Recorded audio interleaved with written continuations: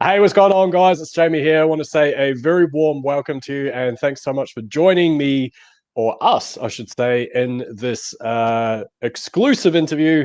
I'm really excited. I've got none other than Joshua Ong joining me today, and it's going to be fun. We're going to unravel some pretty cool stuff along the way. So I'm just going to grab this up on my old phone there. For those of you that don't know Joshua, I'll let him do the full intro in a few moments. But drop us a comment, let us know you're here, smash that heart button, get this out to the algo.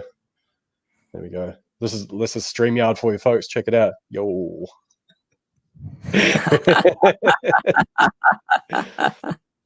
Oh no, this guy's here. Oh god. How you doing? Anyway, Joshua, how you doing, man? Yep, I'm doing great, man. It's pretty amazing journey, man. It's funny how, when tables turned when I first got started, like you were doing an interview in my group. Like the first interview I had was you. So it's funny how I'm on the other end right now. I was going to say, man, interestingly enough, I was scrolling through trying to find like a graphic. I was going to create, I should have given it more time. I was going to create like a fancy graphic and whatnot. And I happened to go through my phone and I saw the one that you'd done in your group, which was, I think, January for the interview with me. So, yeah, how the tables have turned. It's a good thing, though, man. Really good thing. Anyway, let's jump straight into it, folks. No mucking around today. So, we're interviewing this gentleman here, Joshua Ong, and I'm going to give him the, I guess, the table just to kind of do a bit of an intro and tell us a little bit about, I guess, your journey. Do you want to just kick things off and just kind of, I guess, yeah, tell us where you're from, what you're up to, and who you are? For sure, man. Let's start with that. We'll see where we go. Yeah, so as you can see, my name is, for the people who know me, my name is Joshua. For the people who do not know me, my name is still Joshua. That's the fun thing about names, yeah. So so I'm in Singapore right now. I'm Malaysian. I'm in Singapore right now working my full-time job as a registered nurse. But just about to quit my job in about 1 to 2 months time if everything goes to plan. And I'm gonna be online full-time. So how this journey started back when I first came to Singapore, that was actually about 6 years ago. And the exchange rate from my currency, which is ringgit, to Singapore dollar is really, really bad currency exchange, right? Because I was just a student back then. So, my journey started off like 6 years ago, not online, but it all started with reading the book Rich Dad, Poor Dad and Secrets of the Millionaire Mind. And that really got me to think. And essentially that really gives me the mindset, which I'll cover on in a bit later, that actually sparked this entire journey, right? Because the truth is, ups and downs always happen, and you always put in situations and spot where however you are right now is based on your beliefs and based on your past experience, and also based on the frameworks that you have in your mind, right? If you're just in for the game just for the money, then trust me, you're not gonna last long, simply because the shit always happens, right? So fast forward, last year, end of last year, I was kind of like, want to get serious online. I was dabbling between like starting my own agency, doing drop shipping, e-commerce, or affiliate marketing. I've been in affiliate marketing, dabbling on and off about the past 3 years, but I was never ever serious. Like, just sold a couple of .com secrets, an expert secrets book, but never really like dialed in and focused. It was until end of last year, about October, November, I was kind of like, okay, it's time to get serious. Which path should I take? And I was kind of like at a crossroad, right? Some of you guys, might be in this position where you feel like, you're having some shiny object syndrome, or you feel like, you're jumping all over the place, but just have no idea where to start.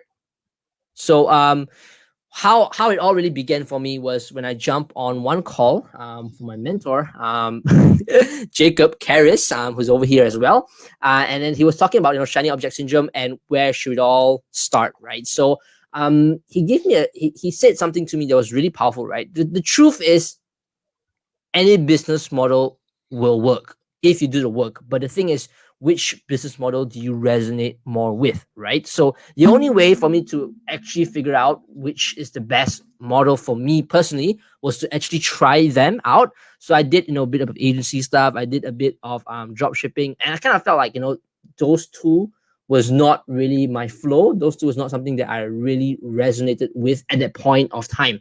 And that's where I decided, okay, affiliate marketing is my main focus. I'm gonna go all in with it, right? So I think the number one thing I would say is try out what you're gonna try, but once you decide on something that you resonate with, drop everything else and go all in. I think that will be the number one key on what changed for me from back then and until now, and what got me my success.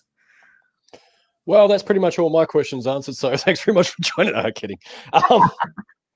Look, I appreciate the intro there, and I think one of the things you touched on, this is something that I really want to expand upon as well, is like, in your opinion, and it's a kind of a loaded question because I've got something to follow up with, but in your opinion, how important is the mindset piece of this whole online journey?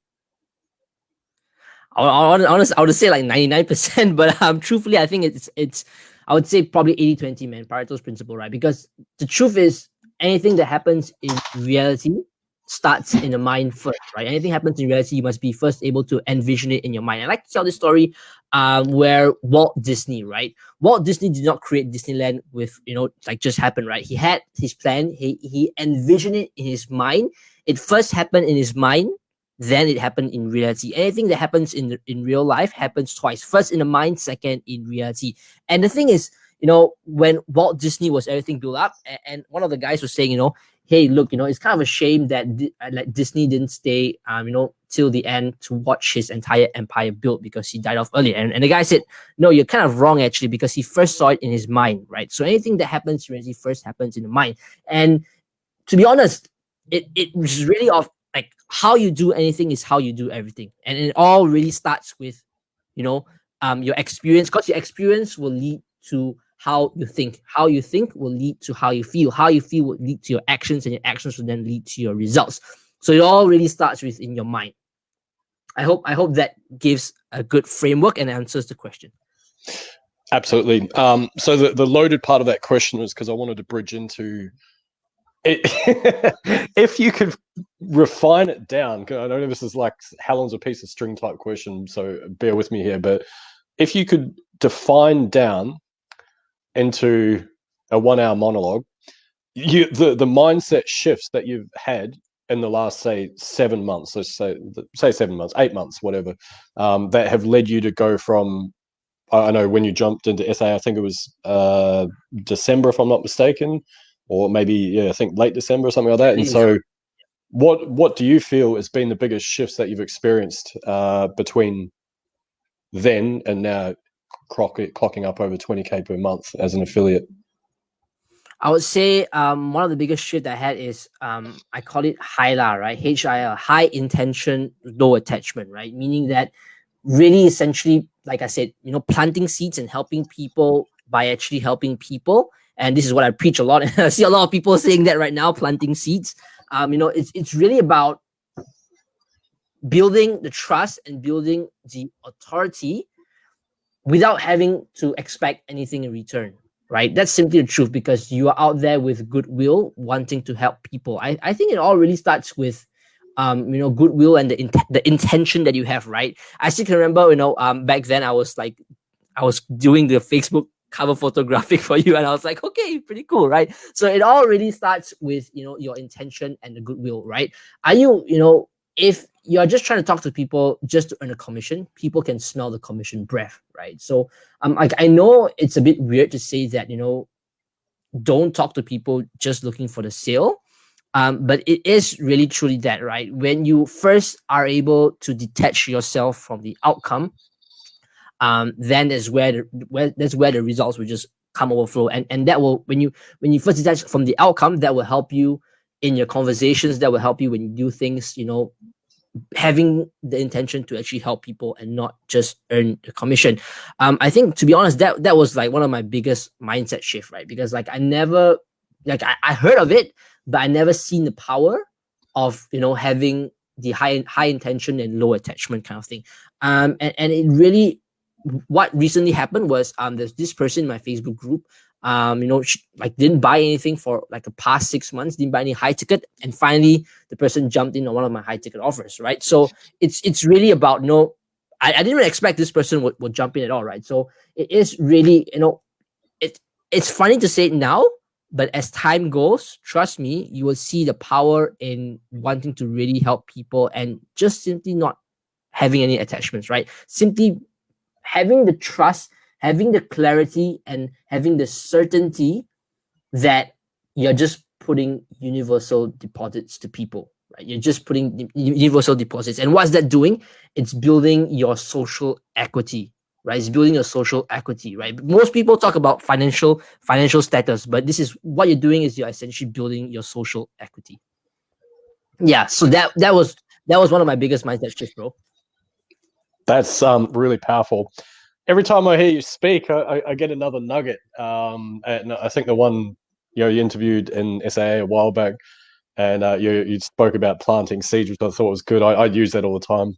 I try to give you credit where I can, and that's a good one. The social equity part, that's really cool as well. I like that. I'm definitely stealing that one as well.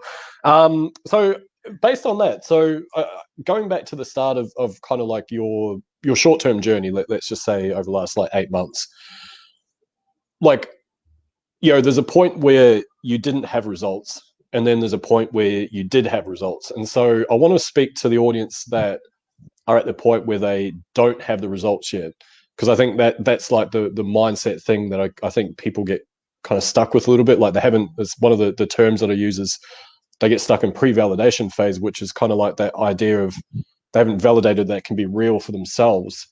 So they don't fully commit to it on a sort of subconscious basis, which I know sounds a bit woo-woo, but can you sort of speak to, I guess, what you went through before you had results versus when you started getting results, and that process of being able to leverage those early results to then kind of blow up the way you did? Yep. That's a great question.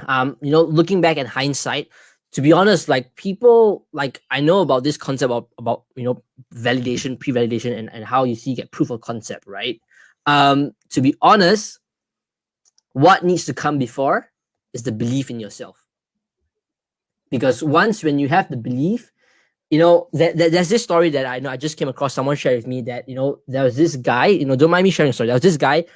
He set off his path, the journey. To he had a roadmap to find this goal, right?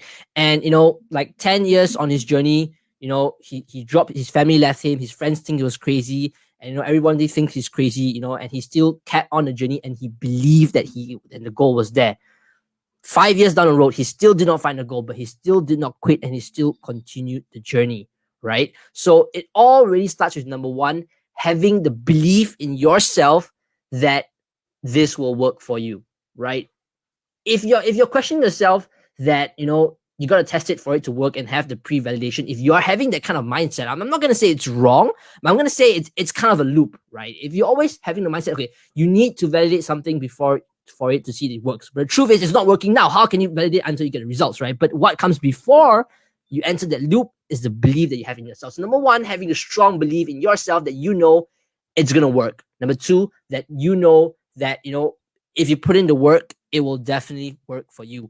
And the truth is, the thing about belief, it's really about knowing in yourself internally that that is something that, like what I said, right? Like, I resonated with affiliate marketing and had a strong belief that I know it's gonna work, right? Because so many people have gone down this path, and I know that the fastest way to success is to model after other people who are successful. If someone is doing the work, and if I'm modeling after this person, there'll be no reason why I can't get the same results, right? It'll probably take me more time, right? Because of different strategies and stuff.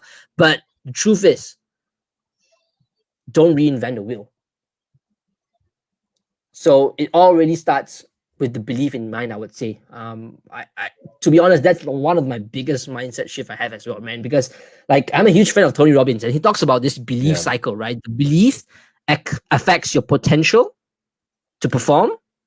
The potential to perform affects your actions, whether you believe you can do it or whether you can't. It'll affect how certain you show up on your calls, how certain when you message people, are you able to transfer the clarity and the certainty to other people, and that will affect your results. So it's all the entire cycle, and it all starts from the belief in your mind.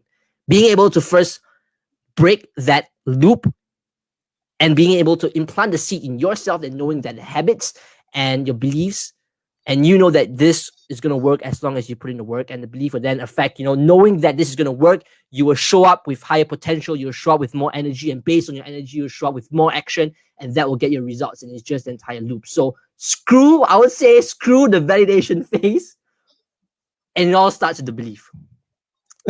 It's brilliant. Interestingly, as you were talking, one of the things I kind of noticed was, if we rewind the clock again, I don't want to spend too much time back in the past, but I think it's quite a fascinating journey.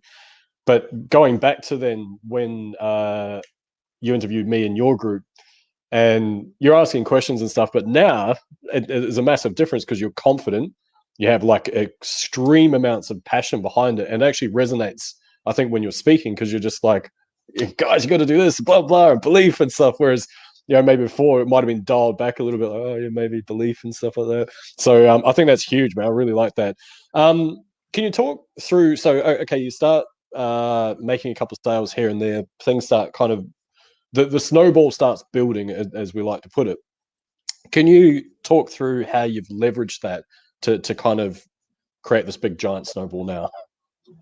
That's a good question. I believe in the power of momentum. In fact, I wrote it down somewhere in my notes. That I was just writing one note down, one word, momentum, over in my sticky pad, and I just pasted it over. And that reminded me, and that told me that whatever you do right now and the results that you're getting, how can you best use that to not only build your belief, but to also inspire other people to do the same, right? And like, I know when I make a post, when I share my story, yeah, cool, people might like, and people might play the entire engagement game. But if I know that even one person reads that post in full, and he takes the message to heart, and he feels my energy in the post, like, I know I've done my job, right? So it's all about using the results that you have. If you do not have the results, yes, then of course, right, you can share the community's results, you can share what you learn, right? And I want to touch a bit about this imposter syndrome, because like a couple of people reached out and say that they're afraid of imposter syndrome and stuff, right? But the truth is there anything wrong sharing with what you're learning? I guess not, right? So the truth is, yeah, exactly. The books you're reading, the notes you're taking, the audio you're taking, the podcast you're listening to, the YouTube you're creating to, all that is your content creation. And there's nothing wrong in sharing your voice and putting your word out to the marketplace, because that is how essentially you're gonna inspire other people. And when I first started, if you scroll back down my Facebook, you look like in December, November, like my post was not getting much engagement at all. But knowing, and I listened to this is what Russell said to Steve Larsen, right? Steve Larsen said he hates publishing content, and he said one thing. He said that publish even though no one's watching, right? So keep publishing even no one's watching, because the truth is there are so many types of people on Facebook. There are just certain people who will just scroll, but they just won't like and engage, but they are looking at your stuff, right? And there's someone on this call who's always one of the first few persons to look at my story. So there are always people watching, but they just don't engage. That doesn't mean that no one's watching you, right? So again, right, if I didn't publish when I didn't publish, it's like, if I felt like, okay, cool, no one's watching, no one's liking my stuff, so I won't post, right? So if I didn't post back then, I won't be able to tell this story right now to publish even though no one's watching, because all this that happens in the past, understand that where you are right now and where you want to be, and the stories that happen, the ups and downs, the trials, the test becomes your testimonial, the mess becomes your message, and all this becomes a story. And ask yourself, what have I learned from this, and how can I improve of it? I think that is one of my biggest takeaways, especially the past 2 weeks, being a lot of shit going on, but that trains your mental toughness, and that really gets you to put you back on track and really to focus on, shit always happens. That's the truth, right? It's either now or it's either later, but the question is, how are you going to deal with it? That's So really powerful. coming back to the question again about momentum. Yeah, sorry, I jumped off a bit, right? Coming back to the That's question a bit fine. about momentum. It's all about building up, right? You're putting in the work. Again, momentum not only starts from results, right? I think the small shift that you guys need to have is most people think the momentum starts from the results that you have, right? Shit, I don't have results. How can I get momentum? Momentum starts when you're putting in the work, when you're making posts. It's all building up. You're putting the work, and then the results come and takes off, right? But the thing is, if you're putting the work but you don't see results yet, and you just quit, all the momentum that you build up that led up to this point just dies off, right? There's this story in Think and Grow Rich where the guy, he was digging gold. He bought so many equipment, but he did not reach the goal. He was like just 3 feet under, and he sold all his equipment because he thought that he digged the wrong place, right? And someone else who bought the equipment at a really cheap price got an expert in, right? That's why having an expert is important. Got an expert in, dig the goal 3 feet down, and he got a goal, right? And he being like so freaking rich, right? So the truth is, the truth is, I do not know whether success will be 1 month, 2 months, 3 months, 6 months for you. But the thing is, if you do what other people are doing, working a 9-to-5 job, if you do what other people are doing, you're simply going to get what other people are getting. In order to get the results that other people aren't getting, you must be willing to put in the work that other people aren't willing to put in the work. I feel like I'm on stage or like I'm in the crowd and you're on stage giving like a motivational speech. This is kind of cool. Something off the back of that one was no, I lost my train of thought. It's completely gone. There was something you said that was really, really relevant. Anyway, it doesn't matter. There was another thing that you said that I thought was kind of a good segue anyway. It'll probably come back to me, I'm sure, probably after we hang up the call. But one thing I did want to touch on is you and I don't want to kind of take this conversation to a dark place, but obviously, there's been a couple of things that have popped up in recent times for yourself. I know I've dealt with a lot of static as well online, having done it for quite a few years. And what's your, like, obviously things impact you in certain ways. And I think it would be inhuman to assume that, I think a lot of people say, it never affects me. I don't care what people think. But the truth is that for me anyway, it doesn't matter how much I say that. Like, I know deep down, if like I've got like a lot of static coming at me, it kind of puts me in a bit of a dark place for a little while. How has recent events, and I don't need to go into specific details, it's more just the impact of, I guess, taking on some negativity from the broader online community, shall we say. What's your take on it? How have you kind of dealt with that in recent times? Yeah. Funny thing was, when it all happened, like, guys, this is what, one of Russell Brunson's early mentors is Dan Kennedy. And Dan Kennedy said to Russell Brunson, if you're not having a new hater by noon, you're not marketing hard enough, right? And this is what Tony Robbins said to Russell Brunson as well, right? There are 2 ways to build the tallest building in the city, right? It's either you build your building to the highest level or you knock everyone else down, right? The truth is, shit always happens, right? Whether is it in your conversation, you lost a sale, right? Whether is it, someone just does not like how you say things, someone does not like how you do things, right? The thing is, the truth is, you aren't able to please anybody, right? If you're trying to please everybody, you aren't actually pleasing anybody at all. Yeah. Right. So I think, it did, shit happens. It did get to me mentally, but I took a step back, consulted, I reached out to you as well, asked for your advice, reached out to different people and asked them for their advice. And I think what you said,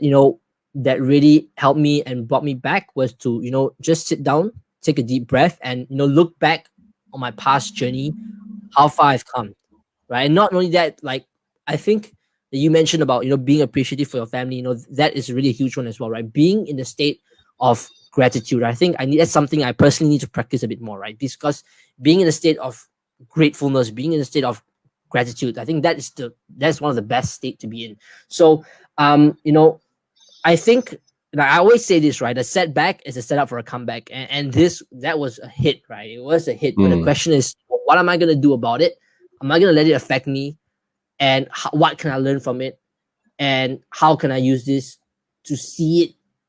The truth is, right? Nothing has meaning unless the meaning that you give to it, right? That is just really cliche in the personal development world, but shit happens. But the question is, how you view it and how you're gonna let it affect you. So I Yeah. think, again, like I know all this, right? I've learned and like brief and all this stuff in personal development, but when shit happens, it does not come back to me. But yeah, right. So that's why I believe so much about the best investment that you can make is investing in yourself, right? Because shit like Yeah. this happens, it's where you pull out all these things from your books and you reflect, and it's where it's really happening to you, like in fruition, right? It's really happening. So I think yeah. there's a lot to be said about the concept of responding versus reacting.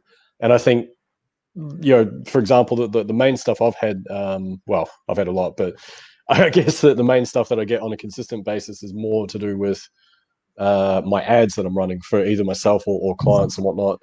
And I often think like, well, like I actually get to the point now where I approach these people with kind of like empathy, because I'm like, how small is your life? Like one in particular, I was running an ad and they had gone out of their way to create a relatively colorful graphic, shall we say, is probably the most delicate way of putting it, but it was specific to the ad. And I thought, imagine how tiny your life is that you have to, like, oh, an ad, let me just save that because I need to refer to this later. I'm going to go and create a little graphic over here about some abusive, with some abusive text on it. I'm going to upload that on the ad. Oh, phew, my day feels a lot better now. Like, and after a while, like, I think initially I was like, oh man, how dare you do this? But then I looked at it, I'm like, hey, well, you're the one that's sitting there creating graphics for ads that you don't like in your feed. So yeah, I kind of ended up having a sense of empathy for them after all. But it was something else. I remember my train of thought before. You're talking about planting seeds, creating content in spite of no one potentially watching it, things like that. And not to take away from I guess the interview being about yourself, but I relate this to, I guess, my own journey, because I started in 2011, tried a whole bunch of stuff, and one of the things that I've noticed both within myself and my own journey, and I guess probably other people as well, is it's always that point where you're like, oh gosh, I feel like giving up. I hate this. So like, why isn't anything working? It's so frustrating. Oh, and it's usually at that point when I, now that I'm sort of aware of it, that I've pushed past that and I'm going, oh, fine, you know what, keep doing it. One more post, one more video, one more whatever. That's usually when I have an internal breakthrough, which as a byproduct means I get an external breakthrough as well. And that's kind of when success seems to come. So I just wanted to relay that. So let's get a little bit more practical for a moment, because we obviously spend a bit of time on mindset stuff. But from a practical basis, can you talk us through, I guess, because you have an incredibly busy day or night, I guess, in your case, because you work split shifts and whatnot. But how do you structure your day to allow yourself to work on your business as well as obviously have mental and emotional energy for other aspects of your life? I think it's all about, it's coming down to your DMO, right? Your daily method of operation, like knowing exactly when you have the time, what are you gonna do, right? The worst thing that can happen is, when you have pockets of time and you're thinking what to do and you're not doing anything, right? So entering the day knowing that, cool, if I have a pocket of time over there, I'm gonna do this, right? So again, planning ahead and having your daily method of operation, your DMO, knowing exactly what you're gonna do when you get the time, and it's just checking off the list, right?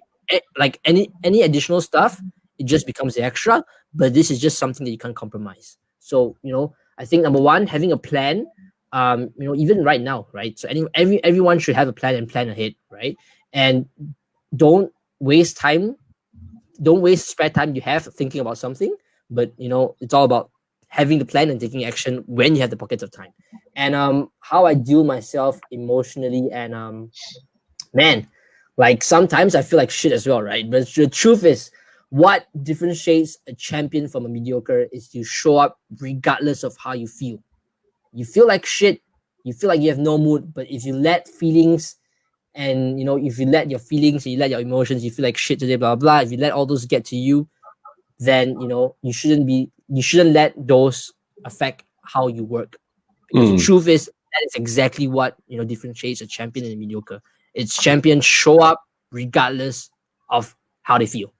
Yeah, yeah, absolutely, absolutely. So something you touched on there, and I just saw the the comment from Grant there as well. On the back of that is, so do you like map out how your week looks? Like, if we get on a quite a practical level there, do you? Because you're saying like, if I know that I've got that pocket of time, I'm going to do this thing. When I think a lot of people, probably self-included, I guess it's a little bit different for me. I work from home anyway, but I remember when I was at the workforce, and I'll try and map out like, okay, I know that I'm going to be home Wednesday night. I'm going to do this between this time and that time. And do you like map out your week, so to speak, or do you just, is it kind of routine now? You know that I've got an hour here, I've got 3 hours there, so on and so forth. The small issue with doing shift work is that my schedule is always all over the place.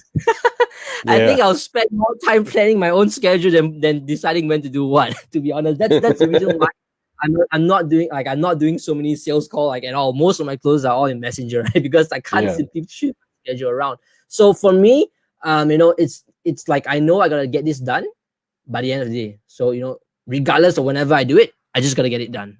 yeah. And so, Yeah, what but do of you course, have like a list? yeah, like not I don't really have like a physical list, but of course the DMO, like you find, right? The DMO, if you're just getting started, then the things that you write down, that will be your list, right? But you're just doing it so often until you just get cool. You're gonna add 50 to 100 people, you're gonna message 20 people, you're gonna make one post, you're gonna like blah blah, and follow up with all the people. That's like the basics, right? Anything else is just additional.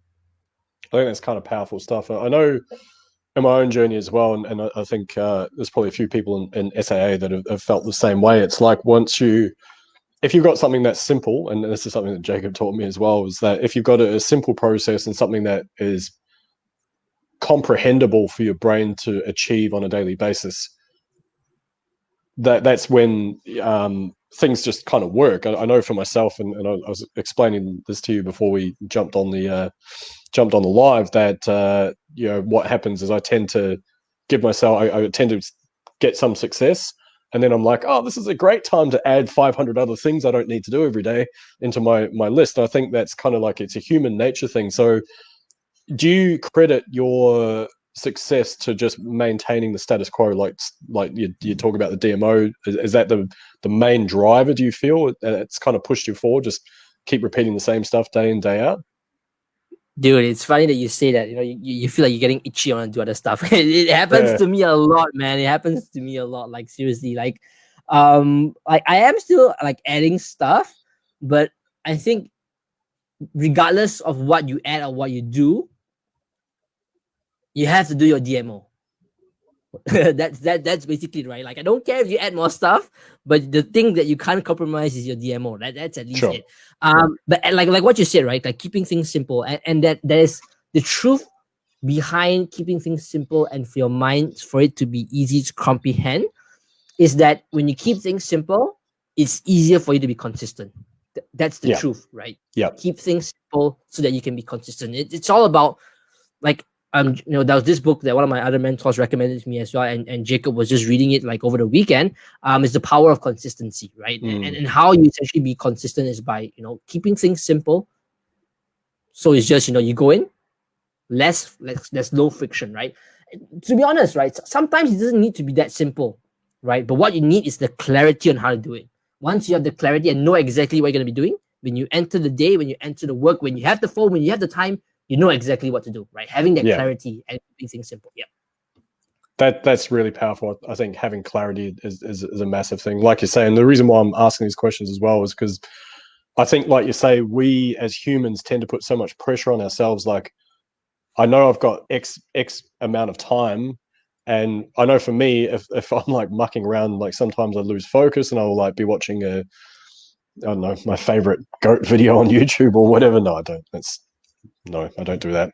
But instead of doing the actual work, and so I start to feel this sense of guilt if I'm not like, oh, I should be hustling all the time, hustle, hustle, hustle, work, work, work, work, like should be working. And I think that comes back to sometimes just a lack of clarity on maybe my own processes, for example. So I think it's really powerful. Um, cool. Okay, so you've hit this thing where you're obviously doing really well from an affiliate standpoint. You're due to leave your job soon, which I think is incredible. It's going to be open up a whole different world for you, I'd imagine. So what talk us through what the future plan is for your growth. Like, do you have a concept of that already? Yeah, so like nothing, like, to be honest, man, I didn't have the time to sit down and plan everything in detail, man. I'm just gonna be jumping in, but essentially it's still focus on your focus, right? Like what is working right now, focus on that and double down.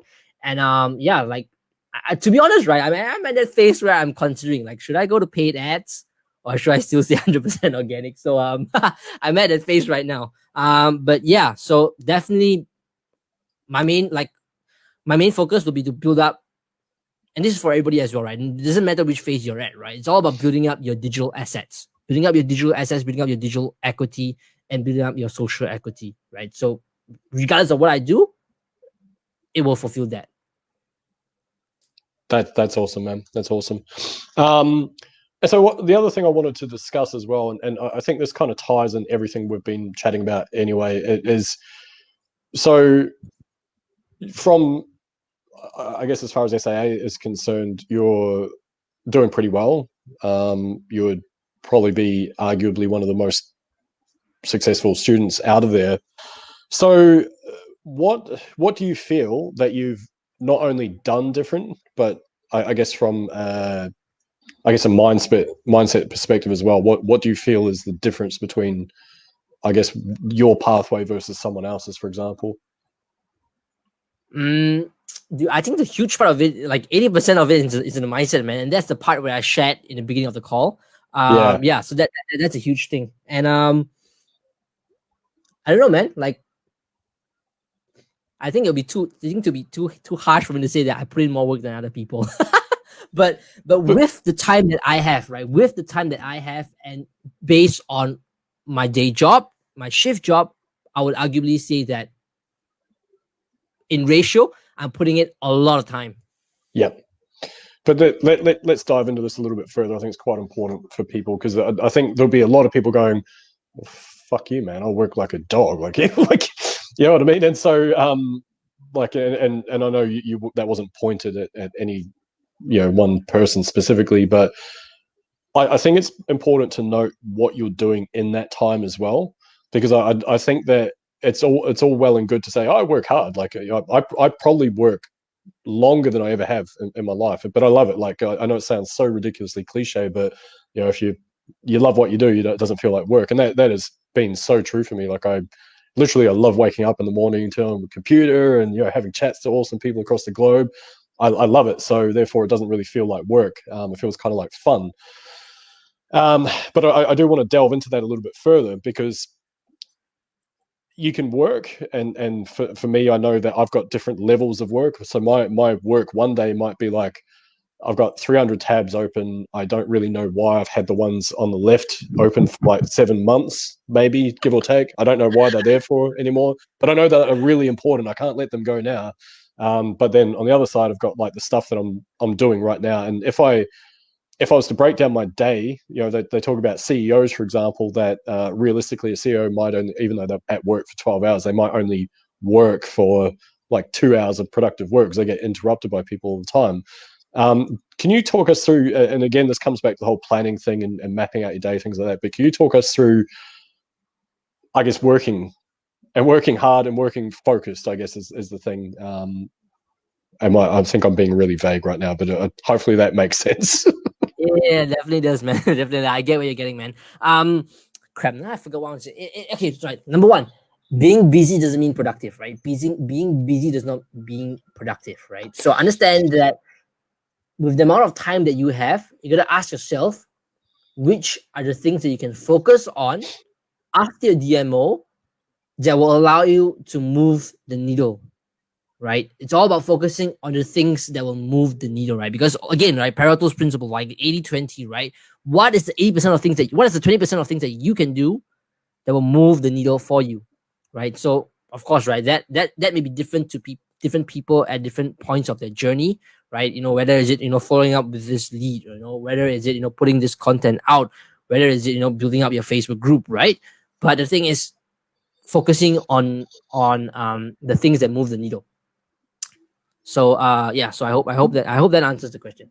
Yeah, that's perfect.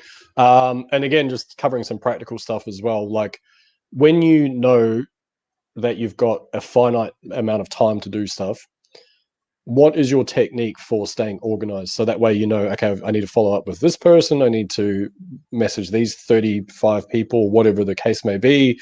Like, do you kind of plan that side of things out at all?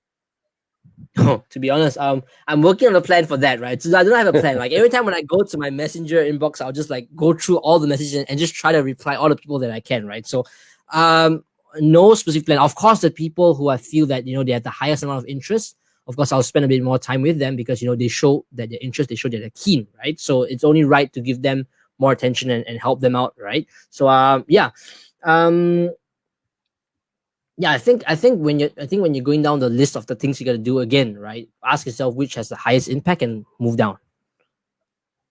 The other thing I wanted to touch on as well is we mentioned this a lot in SAA, is having the numbers in the forefront of your mind. Like reach out to 20 people, that's 600 people a month. Like ask the buying question at least once a day. Are you like really religious when it comes to kind of like, no, I need to be asking for the business, whatever the thing that person is best suited to in your case? Are you like that's part of your DMO? Like I have to be asking, hey, do you want to jump on this program, or like whatever the question is for you? Is that something that you kind of hammer home every day to your audience? Yeah, to be honest, I don't put a number to it anymore, right? Like, and I'm not anymore. To be honest, to start off with, I didn't even put a number to it, right? I didn't even say, okay, cool, I need to ask 5 people for the closing question. Like for some people, if to be more disciplined, definitely put a number. But for me, whenever I have the opportunity to ask people, I will ask people, right? So to me, it's not a number anymore. It's to me, is when there's an opportunity, I go in for the kill. Yeah, let's touch on that. I think that's really important because I think what I notice a lot of people kind of, I think there's probably a few limiting beliefs, like because we're raised in a society where we're taught to be polite and respectful and stuff like that. And I'm not saying for one moment, don't anyone watching this don't think I'm telling you to go and be disrespectful by any means. But can you just see just there? I really want to touch on that because the way you worded that was basically like, oh, any opportunity I get. And so the thing is that Joshua is actually actively creating opportunities. And he's just going, oh, I don't care if it's awkward. I don't care. Like, I'll give it a shot. What's the worst that could happen, right? And I think that there is just that's really powerful. I just wanted to kind of make mention of that. Yeah, just a quick one, Jamie. Sure. Just to reframe a bit, right? Like, I think it all really dials in to how you view sales internally, right? If you have the true belief that this product will really help this person out after doing your diagnosis and knowing where this person is, where the person want to go, if you truly know that this product is going to help this person and it's going to change this person's life, then it's your responsibility to sell the person on this product and not allow him to buy some other product that will just cause a disservice to him. If you have that certainty in yourself, you wouldn't feel that cool. I'm sending a link and I'm afraid to send a link, right? You wouldn't have to feel like cool. I'm afraid he wouldn't buy, or afraid that this person thinks I'm trying to sell to him, right? But it's talking to the person till the point that you're able to help him make the best decision for himself, right? So at the end of the day, sales just becomes something. Everybody sells stuff. Like a baby has to cry for the mother for the mother so that it gives him milk, right? Everybody's selling yourself, right? When you're going for your job interview, you're gonna sell yourself. Everybody is selling yourself.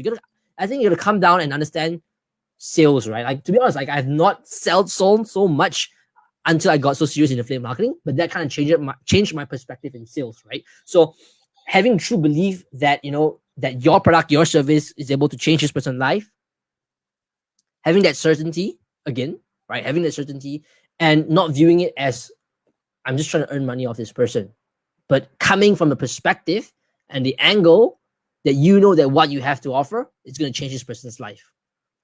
So I think having that kind of frame of mind, you wouldn't feel like, oh, I know I'm afraid to send my link because I'm afraid to pitch him, or he feels that I'm salesy, right? So I think that kind of helps with how you view sales and how you view sending the link to people.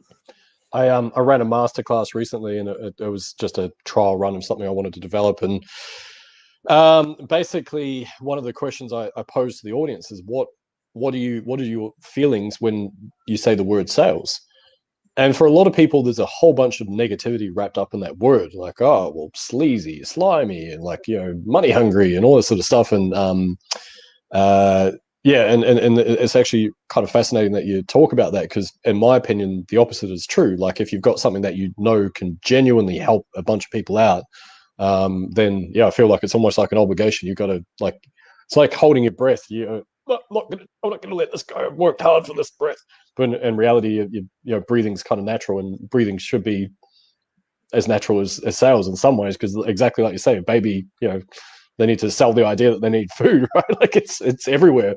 Attracting a partner, like getting a job, anything, that's all sales. It's all wrapped up into that, man. I think it's really powerful. What was I going to say? No, gone. I have some really good ideas, and then they're obviously gone. So that's why I write my notes down for that reason. So you've obviously managed to make some pretty cool connections in the industry in general.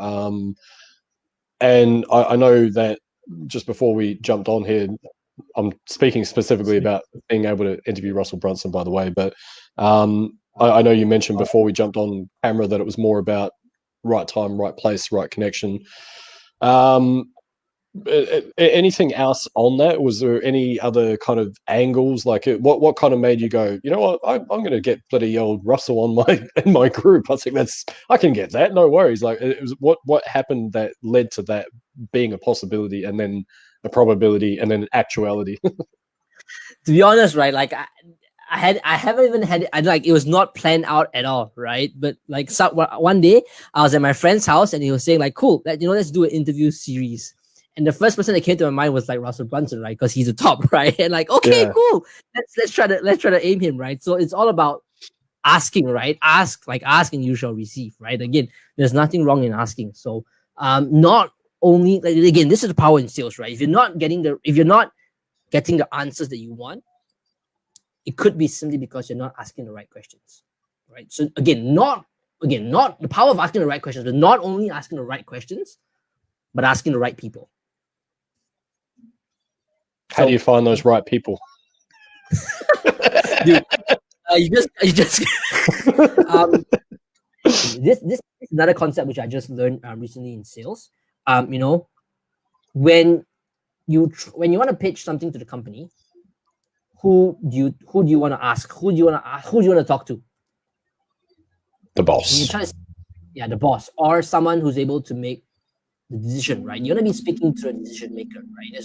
There's if you talk to someone else who doesn't have the power to make a decision, then there's simply no point of you in asking him, right? Same, if you're talking to this person, and if you know that this person, like, the person talks a lot about his spouse and etc., and you know that this person has to make a decision with the spouse, then of course, then it will be good if you could, like, get them both together on the same table.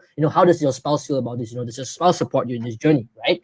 So asking the person who's able to make the decision. That's powerful, man. That's powerful. The other thing I wanted to touch on is, in SA, one of the things that we harp on about quite a lot is just the fact that there's like so much unbelievable amounts of opportunity out there. There's 7.4 something billion people in the world. And obviously new people that are getting interested in affiliate marketing and different opportunities online all the time. I'd like to hear your thoughts on the concept of competition and how you deal with that. Dude, competition is healthy, man. Like, how you view competition? Like, do you see it as a challenge, or do you see it as competition? I mean, like, do you see it as competition is always there? Normal, right? It's gonna be Ford, it's gonna be Ferrari, it's gonna be Mitsubishi, it's gonna be Mercedes, right? But the thing is, how do you view competition? And that gives you another reason, so you can angle yourself, so that you can market match and position yourself differently in the marketplace. So I think it's all about how you view competition. To be honest, it's always gonna be there, whether you like it or not. It's gonna be there. But the question is how you're gonna view it. That's a powerful thing there, man. Because if you reframe it as it being a challenge, then it becomes a challenge. Because when you frame it in your mind as something as challenging, what happens internally is that you try to improve, because that's something that you can control. You can't control the external, right? You can't control what everyone else is up to, and the $20 million worth of bonuses they're offering for this $3 book that you're trying to sell, things like that. Like, you can't control that. You can't control what that person, the prospect, goes and is attracted to. But what you can control is the internal stuff that you're, I guess, going through, and what you can improve as part of your overall offering. And I think that reframing it in that way is pretty damn cool.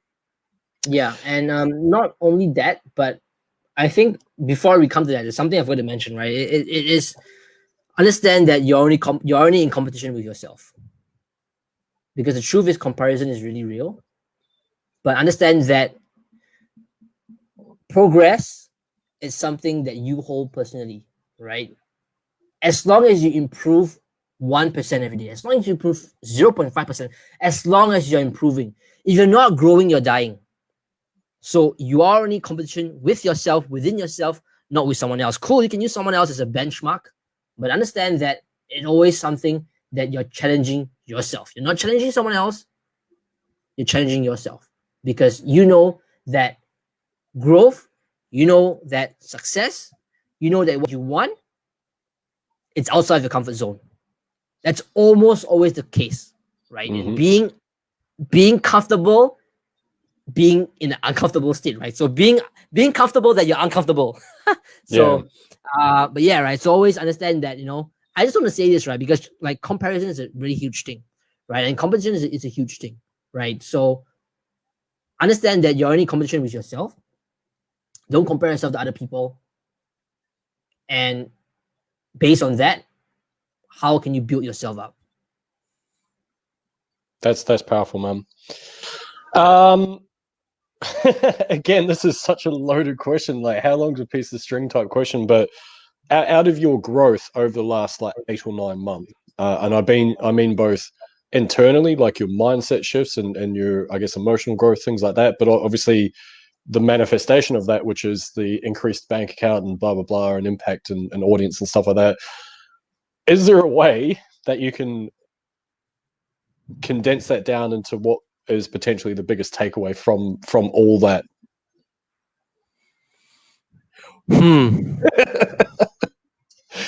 I told you, how long's a piece of string, right? Like, it's such an ambiguous question. Man. To be honest, dude, like it's just so many. It's just so many pieces of the puzzle, right? But again, coming back to the first thing that I said, right?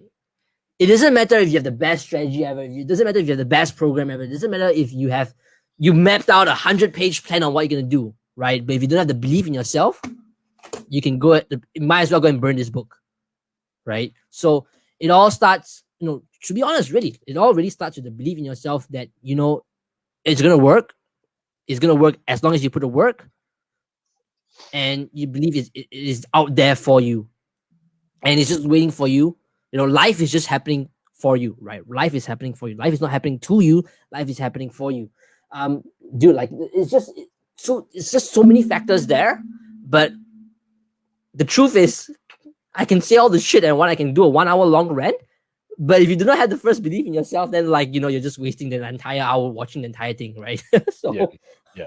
Dude, to be honest, man, I think it all really comes down here, the inner game, right? Because the truth is, you can't change the fruits of the tree unless you change the roots, right?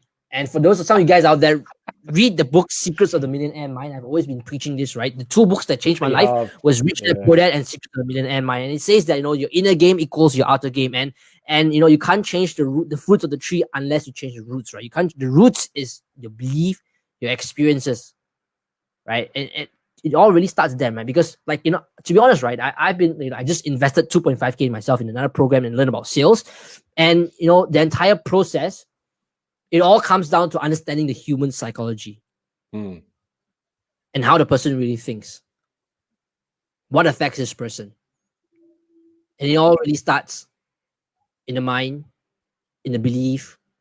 What's the story you're telling yourself? It all really starts there. So knowing what affects the person to make a decision, knowing that what builds up the person to where you are right now. Understand where you are right now is because of what you did in the past, but what happens to you in the future is what you decide to do today and moving forward, right? Your past is not equal to your future. And knowing that, and knowing how people think, and knowing the entire process, then it's a question of how can you influence someone else based on all these different touch points. So if you ask me, it all really starts here. Like whatever you do, whether you're in affiliate marketing, you're not in affiliate marketing, you're online marketing, you're digital marketing, you're having your own agency, you're doing e-commerce, I don't give it. Whatever you do, it all, like I know it's not jazz. Like I'm sorry if you're expecting a golden nugget or a sauce or a secret technique in my book, but that's just the truth, right? I know mindset is not a sexy topic, but all the successful people out there, like Zuckerberg, like Jeff Bezos, all these people, Warren Buffett. Like Warren Buffett spends so much time reading, right? It's all about. It's insane. Yeah. Yeah. So, man. So we could have condensed this entire interview down into just, hey Josh, how's it going? Yeah, good. So, what have you got to tell us? Mindset is good. Work on it. Thanks, man. Yeah. So, right. So, because me sharing this changes your frame and changes your perspective on how you view mindset. Because someone might tell you that mindset is important, cool, but how you view it and the story that you tell yourself, right? Someone else like Jamie could tell you mindset is important, but what's the story that you tell yourself about mindset? Is it the story of cool? I know mindset is important. I tried it before, it doesn't work, right? That is the story that you're telling yourself. You're telling yourself this kind of story is gonna affect yourself on how you view mindset. But if you listen to this entire call, I kind of shifted your mindset on mindset itself. Inception. Yeah. Yeah, that's really cool, man. That's really cool. And I think we're both in alignment with our views on that. Like I know for me, I've sort of been doing this for so long, and it wasn't really until I just had a couple of little shifts in my mindset. Like there were so many pieces that were already there, and then just a little adjustment, and yeah, things started kind of blowing up as a result. So, I think with a few tactics under your belt that work, and working on those fundamental stuff, things, and obviously developing your mindset as you go along. I think that's probably been one of the catalysts from I guess everything you've mentioned, which is really cool. So, I guess any final thoughts or any words of wisdom that you'd like to impart on our audience today? Decide, okay, I can't force you to take action. I can't say, I think it all really starts internally. Whether if you want to live life by design or you're going to live life by default. And what I mean by that is, do you want to live the rat race life? Do you want to live the life that, someone else? The truth is, if you're not building a dream, you're not building a dream, you're building someone else's dream, right? Like, I know all this is like fancy motivation shit, but the truth is, it is what it is. So I think it all really starts with the belief, again, and the internal desire on the kind of life that you want to live, right? Just sit back, take 5, 20 minutes, 30 minutes, or take the entire day, right? Ask yourself where you are right now and what is the life that you envision for yourself? What do you really want? Do you really enjoy doing this work? Cool. Like I mentioned, I'm working as a nurse, right? Don't get me wrong. I love my job. I didn't get shit results, right? I chose nursing and my results were not too bad, right? But I felt that I was at a place where I was not performing to my highest capabilities, right? I felt that I was limited by my job. So that's why I'm here sharing this message with you guys. So I think the belief, the desire for you to live the life that you want, that you truly want, right? So sit back, look at where you are right now, look in the future, and ask yourself, what is the life that you truly desire for yourself? And there's this there's this thing, Core Influence by Frank Kern. It's a really old thing, Core Influence. It talks about writing down your perfect average day, right? So knowing down to the bits and pieces what, regardless of your geolocation, regardless of your financial, how does your perfect average day look like? If you had everything that you want in the world, what will your perfect average day look like? And based on that, ask yourself, is whatever you're doing right now able to help you achieve that? If you know truly deep down that it's not able to help you achieve that, then the question is, what are you going to do about it? And how are you going to get there? And it's just a waste on means on what you do to get there. Whether is it affiliate marketing, whether is it digital marketing, whether is it agency, whether is it e-commerce, right? So it all really starts with the belief and the desire that you want something more in life. I think, to be honest, right? Because the truth is, this journey, shit happens. It's tough. I'm not gonna lie to you. There's no quick button money, right?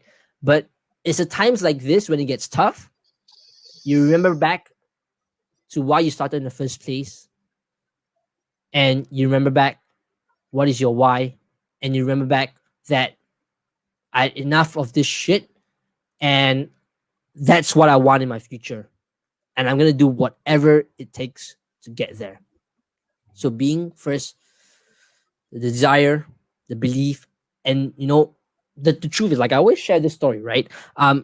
Imagine playing a game of football, but there's no goalposts, right? The truth is you're just running around in circles, right? So if you do not have goals that you want in life, the truth is you're just running around in circles, right? You could be in your teenage years, you're 20, you're 30, you're 40, you're 50, you're 60, or maybe 70 years old in this group, in Jamie's group right now. But the truth is, if you're running life without knowing your end goal and an outcome that you want, like I'm just 24, right? But the truth is, you're playing a game of football without goalposts. So where are you actually going, right? I'll leave that to for you to tell yourself. And you're pushing hard. If you're pushing hard, you could be driving a Lambo. But if you're going in the opposite direction, if you're going down the hill, then you're just going to go down the hill much faster. So knowing where you're going to go, it's key. So I think, that is my final words on how this entire thing begins, right? You can pop out of nowhere and say you're going to make money online. But the truth is, it's going to be hard. But what's going to bring you through, it all starts here. Absolutely awesome, man. That was really powerful. Yeah, amazing interview. If anyone's got any questions for Joshua, please feel free to drop those in now. Otherwise, on behalf of the audience here, I just want to say an absolutely massive thank you for jumping on and sharing some of the things that have helped you get to where you are. I really can't wait to see how the future is going to unfold for you. And where can we find you, man? Tell me a bit about what you're up to, and where can we find Joshua on? What's he up to? Where is he online? So we're waiting for questions to roll through. Probably, if you are cool, could just drop my Facebook group link in the comments or something. Yeah, I'll put that in.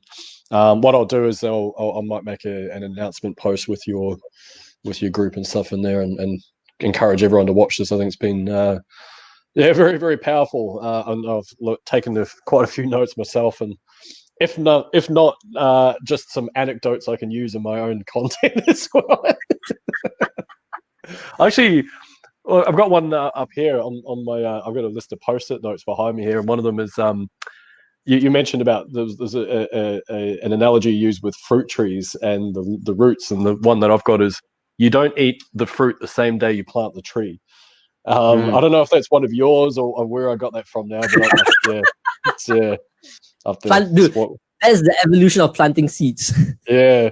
Another one I've got, and this one is off the back of that as well, is follow one course until success. So until successful, it's focus. So anyway. Oh, and the last one, create each day, don't chase.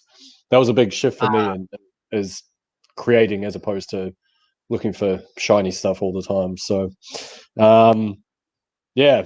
Anyway, don't see any questions coming through, so I think we might leave it at that. But again, just want to say a massive thanks. It's been an absolute honor Who would have thought it? Like 7 months later down the track, I'm interviewing you in my group, and yeah, it's been amazing to watch your journey unfold. And Joshua, on behalf of everyone, including myself, really appreciate your time. Thanks very much for being here.